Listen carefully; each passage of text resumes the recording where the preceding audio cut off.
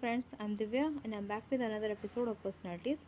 Today we're going to discuss about a very famous freedom fighter Bal Gangadhar Tilak, who was born on 23rd July 1856.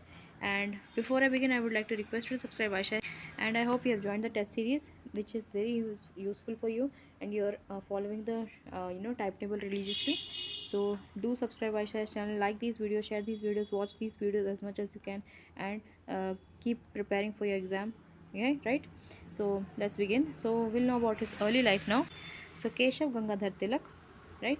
He was born on 23rd July 1856 in a Marathi Hindu family in Ratnagiri, which is in Maharashtra, present day Maharashtra. And he obtained his Bachelor of Arts degree in first class in mathematics from Deccan College of Pune in 1877. He left his MA course in the midway and he joined LLB instead. And in 1879, he obtained his LLB degree from Government Law College. Now, his political career. So, Bal Gangadhar Tilak had a long political career agitating for Indian autonomy from British colonial rule. Before Gandhi, he was the most widely known Indian political leader. Unlike his fellow Maharashtrian contemporary, that is Gopal Krishna Gokhale, he was considered a radical nationalist but a social conservative. He was imprisoned on a number of occasions that included a long stint at Mandalay. At one stage in his political life, he was called the father of Indian unrest by British author Sir Valentine Chirol in Indian National Congress. So Bal Gangadhar Tilak joined the Indian National Congress in 1890. He opposed its moderate attitude, especially towards the fight for self-government. He was one of the most eminent radicals at the time. In fact, it was the Swadesi movement of 1905-1907 that resulted in the split between within the Indian National Congress into moderates and the extremists. The Bombay lawyer Muhammad Ali Jinnah appeared in Tilak's defense, but he was sentenced to six years in prison in Burma in a controversial judgment. In 1916, when for the first time Tilak was charged for sedition over his lecture on self-rule, Jinnah again was his lawyer, and this time he led him to acquittal in the case.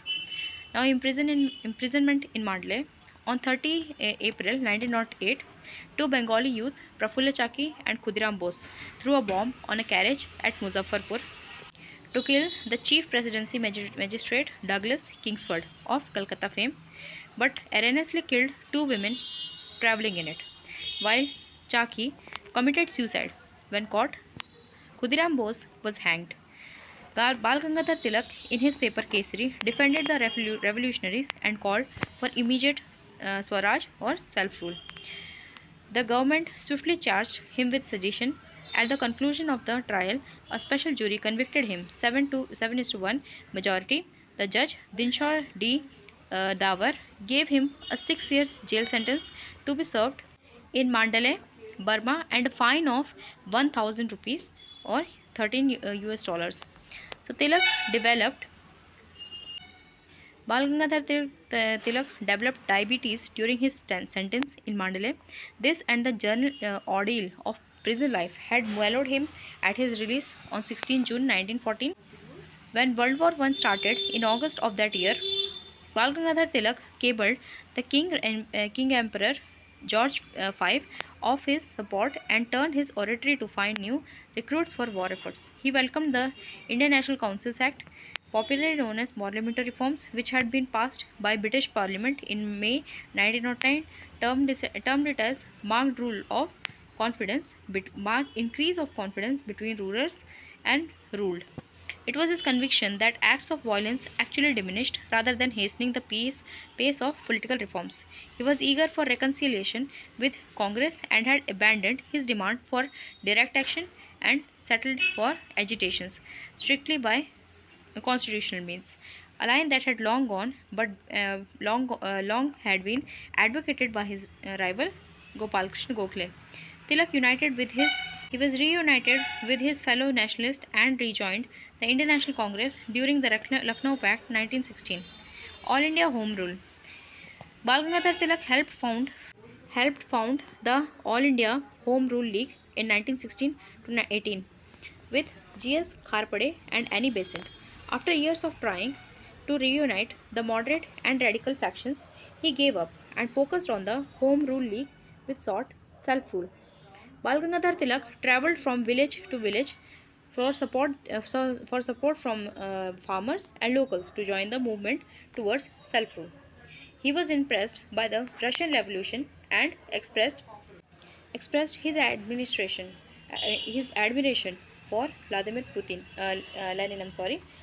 So the league had 1400 members in April 1916, and by 1917 membership had grown to approximately 32,000. Tilak started his home rule league in Maharashtra, Central Provinces, and Karnataka and Berar region. Basins League was active in the rest part of the India. Bal Gangadhar Tilak started two weeklies, Kesari, the Lion in Marathi, and Maharatha in English, sometimes referred as Maratha in academic studies. In 1881, with Gopal Ganesh Agarkar as the first editor. By this, he was recognized as Awakener of India, as Kesari later became a daily and continuous publication to this day. In 1894, Tilak transformed the household worshipping of Ganesh into a grand public event, Sarvajanik Ganeshotsav. The celebrations consisted of several days of processions, music, and food. They were organized by the means of subscription by neighborhood, caste, or occupation.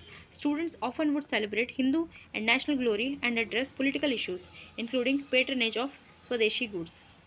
In 1895, Tilak founded Sher Shivaji Fund Committee for the celebration of Shiv Jayanti, the birth anniversary of Shivaji, the founder of Maratha Empire. We know that. The project has also had the objective of funding the reconstruction of the tomb Samadhi of Shivaji at Raigad. For the second objective, Bal Gangadhar Tilak established the Sri Shivaji Raigad Smarak Mandal along with Senapati Khander Rao Dadhabe II of Talegaon Dadhabe, who became the founder president of Mandal. In 1903, Tilak wrote the book The Arctic Home in the Vedas. In it, he argued that the Vedas could only have been composed in the Arctics and the Aryan bards brought them south after the onset of the last ice age. So, with this, we have come an end to this episode. Hope you enjoyed it, and if you did, please share these videos as much as you can and like these videos and give us a feedback comment and keep studying. Right? Thank you.